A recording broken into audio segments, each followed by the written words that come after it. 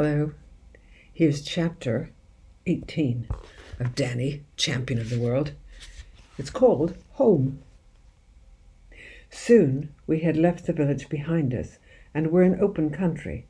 There was no one else in sight, just the two of us, my father and I, tired but happy, striding out along the curvy country road in the light of the moon. "I can't believe it," my father kept saying. "I simply cannot believe we pulled it off." "My heart is still thumping," I said. So is mine, but oh, Danny," he cried, laying a hand on my shoulder, "didn't we have a glorious time?" We were walking right in the middle of the road as though it were a private driveway running through our country estate, and we were the lords of all we surveyed. "Do you realize, Danny," my father said, "that on this very night, on this Friday, the 30th of September, you and I have actually bagged 120 prime pheasants from Mr. Victor Hazel's wood?" I looked at my father. His face was alight with happiness, and his arms were waving all over the place as he went prancing along the middle of the road with his funny iron foot going clink, clink, clink. "Roasted pheasant," he cried out, addressing the moon and the entire countryside. "The finest and most succulent dish on earth. I don't suppose you've ever eaten roasted pheasant, have you, Danny?" "Never," I said. "You wait," he cried. "You just wait till you taste it.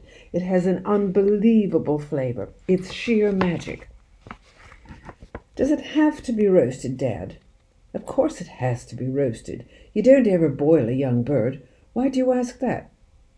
"I was wondering how we would do the roasting," I said. "Don't you have to have an oven or something?" "Of course," he said. "But we don't have an oven, Dad. All we've got is a paraffin burner." "I know," he said, "and that is why I have decided to buy an oven."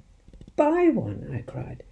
"Yes, Danny," he said, "with such a great and glorious stock of pheasants on our hands, it is important that we have the proper equipment. Therefore, we shall go back into the village tomorrow morning, and we shall buy an electric oven. We can get one at Wheeler's, and we put it in the workshop, and we've got plenty of electric plugs in the workshop." "Won't it be very expensive?"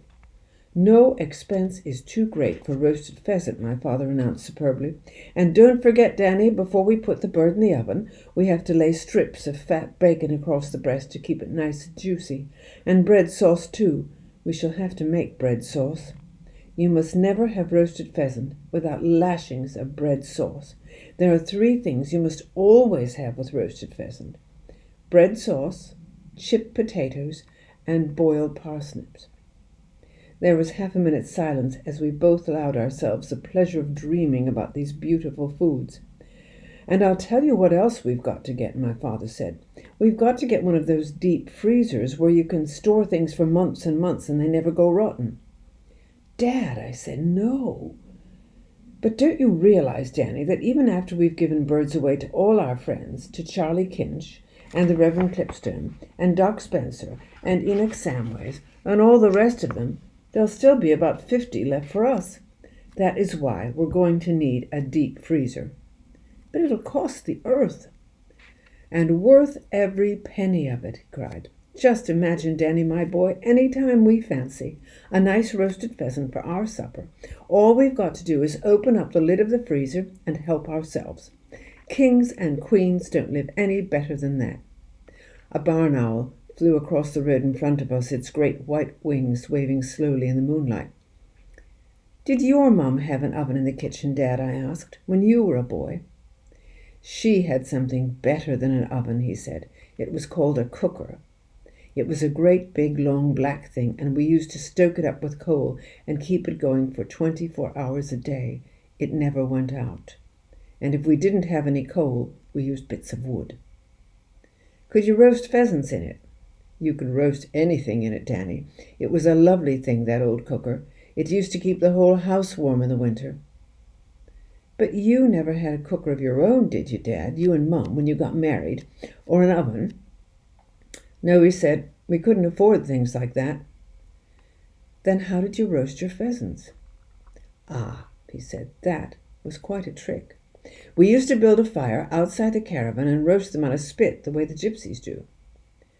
"What's a spit?" I asked.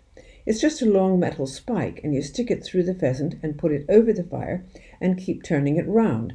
What you do is you push 2 forked sticks into the ground, one on each side of the fire, and you rest the spit on the forks." "Did it roast them well?" "Fairly well," he said, "but an oven would do it better. Listen, Danny, Mr. Wheeler has all sorts of marvelous ovens in his shop now. He's got one in there with so many dials and knobs on it, it looks like the cockpit of an aeroplane." "Is that the one you want to buy, Dad?" "I don't know," he said. "We'll decide tomorrow." We kept walking, and soon we saw the filling station glimmering in the moonlight ahead of us. "Will Mr. Rabbit be waiting for us, do you think, Dad?" I asked. "If he is, you won't see him, Danny. They always hide and watch you from behind a hedge or a tree, and they only come out if you are carrying a sack over your shoulder or if your pocket is bulging with something suspicious. We are carrying nothing at all, so don't worry about it."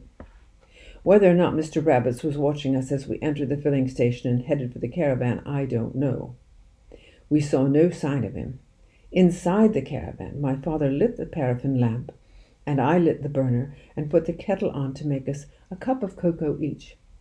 That, my father said, as we sat sipping our hot cocoa a few minutes later, was the greatest time I've ever had in my entire life.